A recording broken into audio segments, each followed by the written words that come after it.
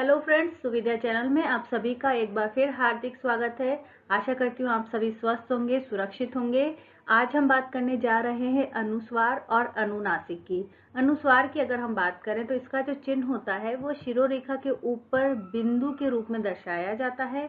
और अगर हम बात करते हैं अनुनासिक की, मोटे तौर पर आप देख लीजिए, इसे बनाया जाता है शिरोरेखा के ऊपर चंद्र बिंदु के माध्यम से इसको दर्शाया जाता है। तो ये तो सबसे पहली बात हो गई कि अनुस्वार, जब हम किसी शिरोरेखा के ऊपर सिर्फ एक बिंदु लगाते हैं उसे अनुस्वार कहा गया है, और अगर हम चंद्र बिंदु बनाते हैं तो उसे अनुनासिक कहा गया है। हम आगे बात करेंगे इस तरह का शब्द का भी, इस तरह का चिन्ह का भी प्रयोग किया जाता है जिसे आगत कहा जाता है, वो हम अभी आगे देखेंगे। तो हमें इंपॉर्टेंट चीज सबसे पहले इसका चिन्ह पता होना चाहिए। अनुस्वार के लिए बिंदु और अनुनासिक के लिए चंद्र बिंदु। अनुस्वार स्वर के बाद आने वाला व्यंजन है और इसकी ध्वनि हमेशा नाक से ज्यादा निकलती है। नाक से निकलने वाली ध्वनि को कहा जाता है अनुस्वार। और हिंदी भाषा में बिंदु के द्वारा अनुस्वार का प्रयोग अनेक स्थानों पर होता है। अब किन किन स्थानों पर इसका प्रयोग होता है, तो पहला है पंचम वर्णों के स्थान पर अनुस्वार का उपयोग किया जा सकता है। अब पंचम वर्ण क्या होते हैं? पंचम वर्ण हमने जब इससे पिछली क्लास में व्यंजन के बारे में पढ़ा था तब हमने ये 5 वर्ग पढ़े थे।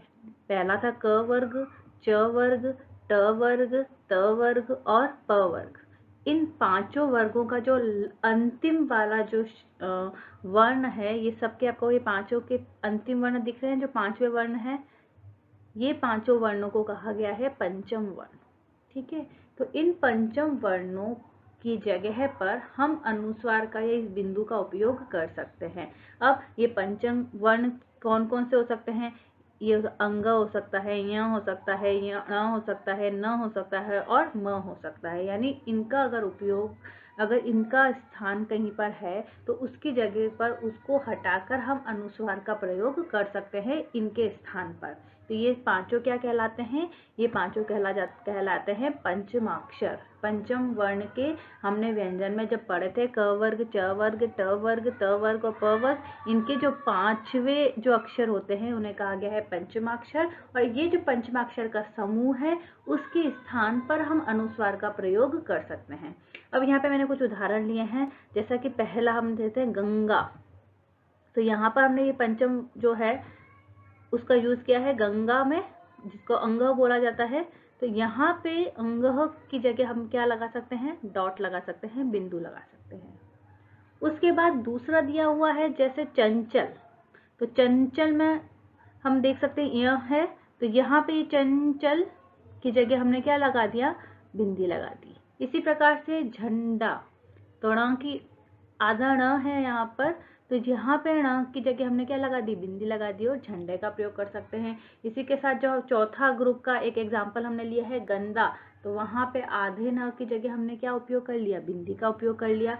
और कंपन्न, कंपन्न यानी ये म वाला जो लास्ट वाला है, यहाँ पर इसका अगर प्रयोग हो रहा है, पंचमाक्षर आया है, तो हम उसकी जगह किसका प्रयोग कर सकते हैं? बिंदु का प्रयोग कर सकते हैं। तो ये इसका पहला नियम हो सकता है, पहला रूल हो सकता है कि अनुस्वार का प्रयोग पंचम वर्ण के स्थान पर किया जा सकता है। अब पंचम वर्ण में बदलने का भी नियम है, वो नियम हम देखें तो अनुस्वार के चिन्ह का प्रयोग के बाद में आने वाला वर्ण उसी वर्ग का होना चाहिए। आई बात समझ में? अगर हम बात कर रहे हैं कि भाई वो पंचमाक्षर जो है वो, अगर हमने यहाँ पे बात करी कि गंगा, तो ये अंग के बाद आने वाला जो भी वर्ण होगा वो उसी ग्रुप का होना चाहिए। जैसे कि अगर ये अंग की बात हुई तो इसी के कुछ 4 अक्षर उसमें होने चाहिए, तो यहाँ पर ग है, वो ग उसी ग्रुप का है। इसी प्रकार से अगर हम बात करते हैं अगले वाले में, तो जैसे कि चंचल है, तो अगला क्या है? इसमें च ही है जो कि इस सेकंड ग्रुप का है। अगर तीसरे वाले में बात करते हैं झंडे में, तो उसके बाद वाला ड नेक्स्ट इसी ग्रुप का है। गंदा, तो न वाले में द का प्रयोग हो रहा है, यानी वो उसी ग्रुप का है। तो अनुस्वार के चिन्ह का प्रयोग के बाद में आने वाला जो वर्ण है, उसके बाद का जो वर्ण होता है वो क वर्ग का या च वर्ग, ट वर्ग, त वर्ग और प वर्ग में से जिस वर्ग से संबंधित होता है अनुस्वार उसी वर्ग के पंचम वर्ण के लिए प्रयुक्त होगा, अन्यथा वो प्रयुक्त नहीं होगा। तो ये बहुत ही इंपॉर्टेंट बात है कि हम इन पंचमाक्षर के जो जस्ट बाद वाला जो भी वर्ण होगा वो उसी ग्रुप से संबंधित होना चाहिए। उस कंडीशन में अनुस्वार का प्रयोग जो है वो किया जा सकता है। इसके अलावा कुछ अन्य नियम भी हैं जिसके हिसाब से हम देख सकते हैं कि किस प्रकार अनुस्वार का प्रयोग किया जा सकता है। तो पहला नियम है, यदि पंचमाक्षर के बाद किसी अन्य वर्ग का कोई वर्ण आ जाता है तो उस समय वो पंचमाक्षर अनुस्वार के रूप में परिवर्तित नहीं होगा। अगर हमने अभी पिछले स्लाइड में देखा था कि उसके बाद उसी वर्ग का कोई वर्ण है, उस कंडीशन में अनुस्वार का प्रयोग होगा, लेकिन उसके अलावा कोई और वर्ण से संबंधित वर्ण आ जाता है अगले वर्ण में, तो उस कंडीशन में अनुस्वार के रूप में वो परिवर्तित नहीं होगा। उदाहरण दिया हुआ है जैसे अन्य, चिन्मय, वाड्मय, उन्मुख। यहाँ पर दूसरा ग्रुप आ जाने की वजह से उसे इस तरीके से हम नहीं लिख सकते हैं। दूसरा नियम यह है कि पंचम वर्ण यदि द्वित्व के रूप में दोबारा आ जाए तो उस समय भी अनुस्वार में वो परिवर्तित नहीं होगा।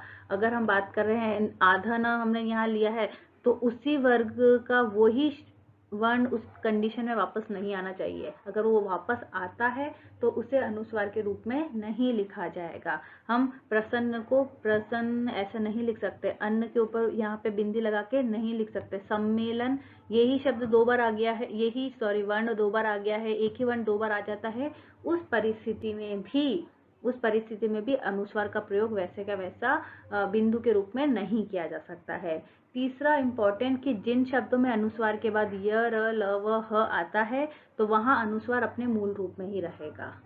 और यदि य, र, ल, व और श, स, ह से पहले आने वाले अनुस्वार में बिंदु के रूप का प्रयोग किया जा सकता है। क्यों? क्योंकि ये व्यंजन किसी भी वर्ग में शामिल नहीं होते हैं। क वर्ग, ख वर्ग, क वर्ग, च वर्ग, ट वर्ग और त वर्ग और प वर्ग में ये शामिल नहीं होते हैं, इसलिए उस कंडीशन में बिंदु का रूप प्रयोग किया जा सकता है, जैसे संचय और संयम। और कई बार अनुनासिक के रूप में भी अनुस्वार का प्रयोग होता है। ये अभी हम अगली स्लाइड में देखेंगे कि जब हम अनुनासिक पढ़ेंगे कि किस प्रकार अनुनासिक का प्रयोग जो है उसके रूप में भी हम अनुस्वार का प्रयोग करते हैं। सबसे अच्छा उदाहरण इसका है मैं में यहाँ पर ये जो बिंदु लगता है वो बिंदु अनुनासिक का बिंदु होता है। यहाँ पे हम चंद्र बिंदु नहीं लगाते हैं, तो वो नियम हम अभी अगली स्लाइड में देखने जा रहे हैं कि किस प्रकार अनुनासिक के रूप में भी अनुस्वार का प्रयोग किया जाता है। यहाँ कुछ उदाहरण मैंने दिए हैं अनुस्वार शब्दों से संबंधित, जैसे सुंदर, पंक्ति, चकाचौंध, श्रृंगार, संसर्ग, वंचित, गंध, उपरांत, सौंदर्य, संस्कृति, बंद, बंधन, पतंग, संबंध, जिंदा, नंगा, अंदाजा, संभ्रांत, कैंप, अधिकांश, संपूर्ण, सुंदर, रंगीन, तंबू, नींद, ठंडी, कुंज, हिमपिंड, अत्यंत, कुकिंग, सिलेंडर, चिंतित, कौंधा, शंकु, लंबी, आनंद। तो ये सब कुछ अनुस्वार शब्द हमने लिए हैं। अब हम बात कर रहे हैं अनुनासिक की। अनुनासिक स्वर जिसे हमने अभी बात करी, किसके द्वारा इसे दर्शाया जाता है? इसे दर्शाया जाता है चंद्र बिंदु के माध्यम से। अनुनासिक स्वरों के उच्चारण में मुंह से अधिक और नाक से बहुत कम सांस निकलती है और यह शिरोरेखा के ऊपर चंद्र बिंदु के रूप में दर्शाया जाता है, जैसे कि आंख, माँ, गांव आदि। अब अनुनासिक के स्थान पर कब बिंदु का प्रयोग होगा, जो कि हमने अभी पिछली स्लाइड में बात करी थी, जब शिरोरेखा के ऊपर स्वर की कोई मात्रा लगी हो। उस कंडीशन में सुविधा के लिए चंद्र बिंदु के स्थान पर सिर्फ बिंदु का उपयोग कर सकते हैं। यहाँ पर क्या है, मैं में ये मात्रा लगी हुई है स्वर की, तो यहाँ पर हम सुविधा के हिसाब से चंद्र बिंदु ना लगाकर सिर्फ बिंदु का प्रयोग करते हैं। इसी प्रकार बिंदु में भी और गोंद में भी अनुनासिक के स्थान पर हम चंद्र बिंदु का न लगाकर हम बिंदु का ही प्रयोग करते हैं। अब अनुनासिक और अनुस्वार में अंतर क्या है? अनुनासिक स्वर है और अनुस्वार मूल रूप से व्यंजन है। इसके प्रयोग में अगर थोड़ा भी हमने गड़बड़ किया तो हो सकता है कि वो शब्द ही परिवर्तित हो जाए। जैसे कि हंस, अगर हम हंस कर रहे हैं, सिर्फ एक बिंदु लगाया है, सिर्फ एक चंद्र बिंदु और बिंदु की परिवर्तन है इसमें। अगर हंस की बात करते हैं तो एक जलीय पक्षी होगा, और हंस की अगर बात करते हैं तो एक हंसने की प्रक्रिया हो जाएगी। तो ये एक मुख्य हम अंतर कह सकते हैं अनुनासिक और अनुस्वार के अंतर्गत। अनुनासिक शब्द कौन कौन से हैं, जैसे गांव, मुंह, धुंधले, कुआं, चांद, भांति, कांच, बाट, अंधेरे, माँ, फूंकना, आंखें, ये सब क्या है जिनमें चंद्र बिंदु लगता है, वो सारे अनुनासिक के अंतर्गत आ जाएंगे। अब हम बात करते हैं विसर्ग की। विसर्ग यह ऐसा चिन्ह है जो ह की भांति जिसका प्रयोग किया जाता है। और विसर्ग का मुख्य रूप से उपयोग संस्कृत में किया जाता है। इसका जो चिन्ह है वो कुछ इस प्रकार से होता है, जैसे प्रातः, स्वतः आदि। इसी के साथ साथ कुछ ध्वनि जिसे आगत ध्वनि कहा जाता है, जो सिर्फ अर्धचंद्र के द्वारा दर्शाया जाता है, और इसे मुख्य रूप से अंग्रेजी के शब्दों को लिखते समय इसका प्रयोग किया जाता है, जैसे डॉक्टर, टॉफी, कॉपी आदि। तो ये सारी ध्वनियाँ होती हैं आगत ध्वनियाँ। तो आशा करती हूँ आपको ये क्लास में सब कुछ समझ में आया होगा। बहुत बहुत धन्यवाद।